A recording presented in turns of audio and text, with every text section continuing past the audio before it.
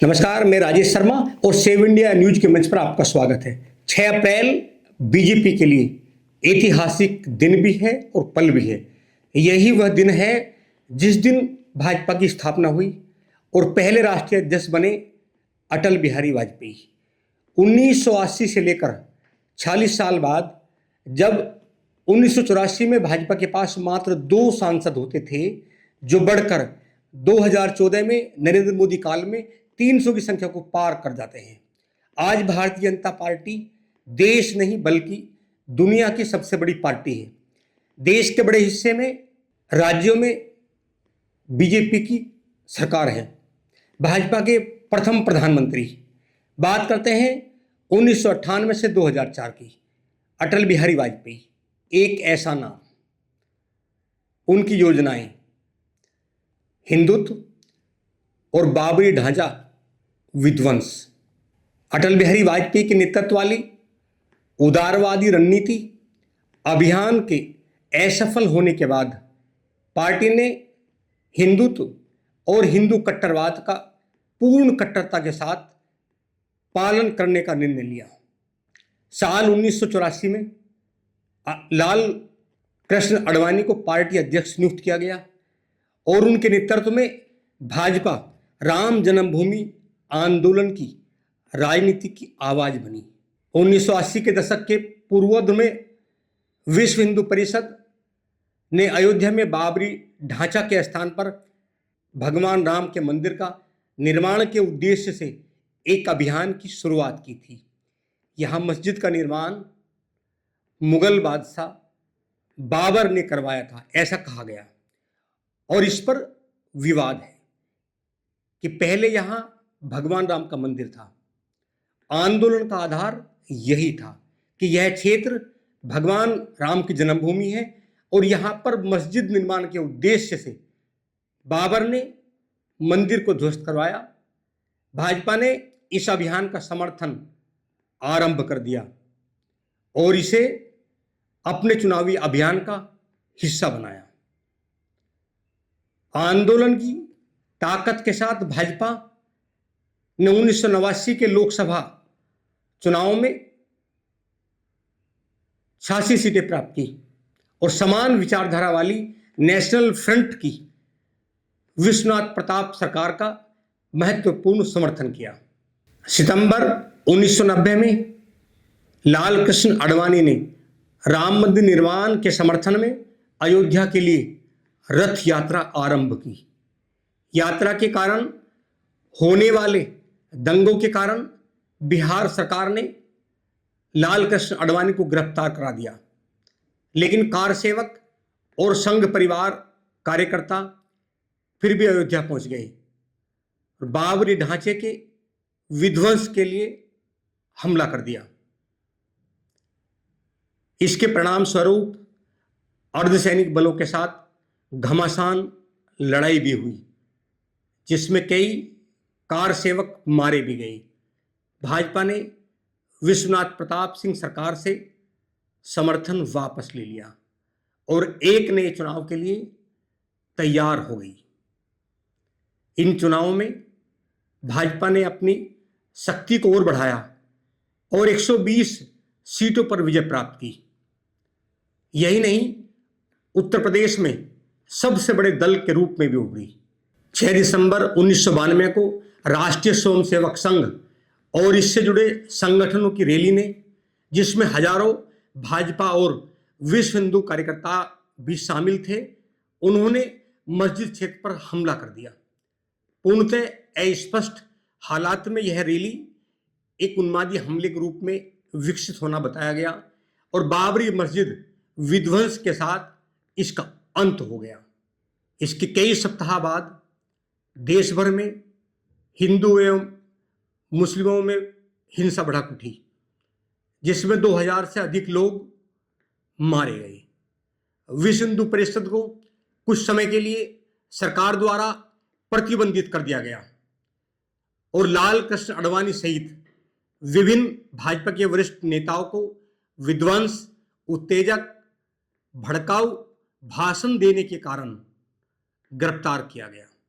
कई प्रमुख इतिहासकारों के अनुसार विध्वंस संघ परिवार के षड्यंत्र का परिणाम बताया गया और यह महज एक स्फोट घटना नहीं थी। 2009 की एक रिपोर्ट के अनुसार बाबरी मस्जिद विध्वंस में मुख्यतः भाजपा नेताओं सहित लगभग 70 लोग जिम्मेदार पाए गए।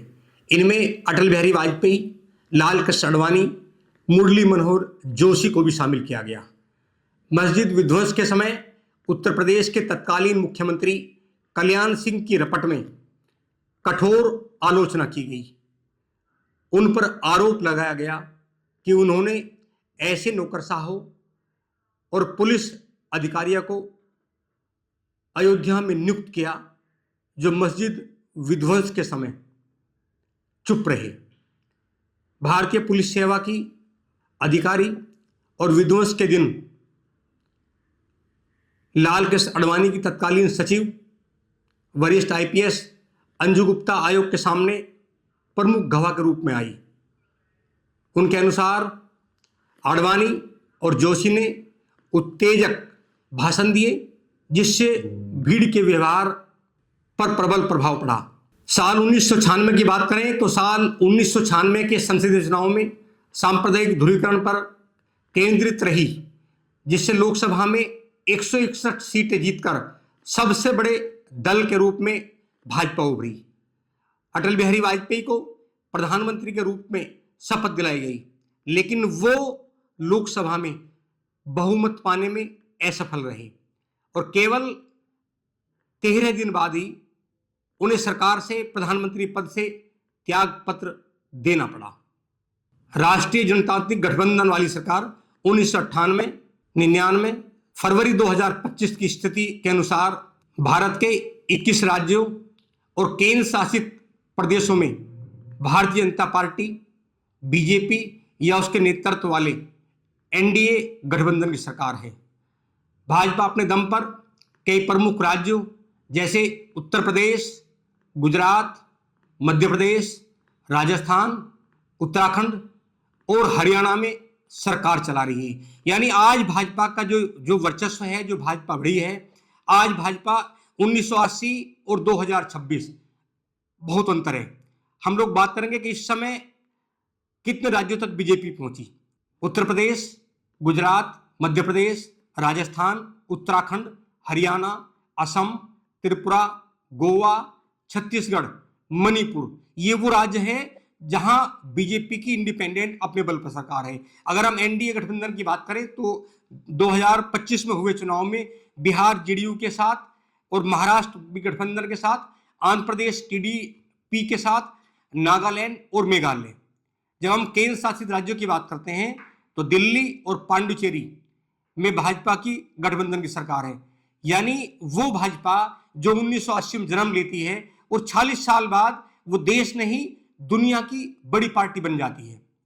दक्षिण और पूर्वोत्तर राज्यों में भी पार्टी ने पिछले कुछ वर्षों में अपनी उपस्थिति न काफी मजबूत की है, बल्कि आज हम लोग कहें तो पूरे देश में आज बीजेपी के तमाम छोटे से लेकर बड़े नेता 6 अप्रैल और भाजपा के स्थापना दिवस को मना रहे हैं। मनाए भी क्यों नहीं, 40 साल बाद जब 47वें स्थापना दिवस की बात करें तो आज चहुओर बीजेपी की जय जयकार है।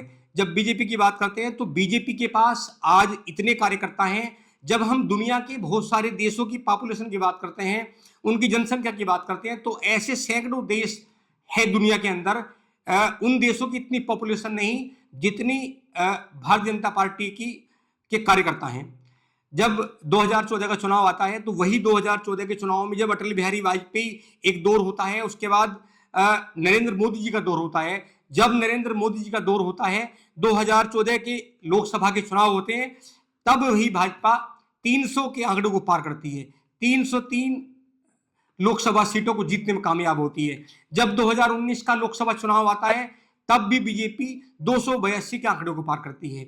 जब 2024 का चुनाव आता है तब भी बीजेपी देश में सरकार बनाने में कामयाब हो जाती है। एक दौर था जब बीजेपी उत्तर भारत की पार्टी मानी जाती थी, लेकिन आज देश के तमाम राज्यों में, चाहे उत्तर की बात करें, चाहे दक्षिण की बात करें, चाहे पूर्व की बात करें, चाहे पश्चिम की बात करें, चारों ओर बीजेपी का कैडर खड़ा है।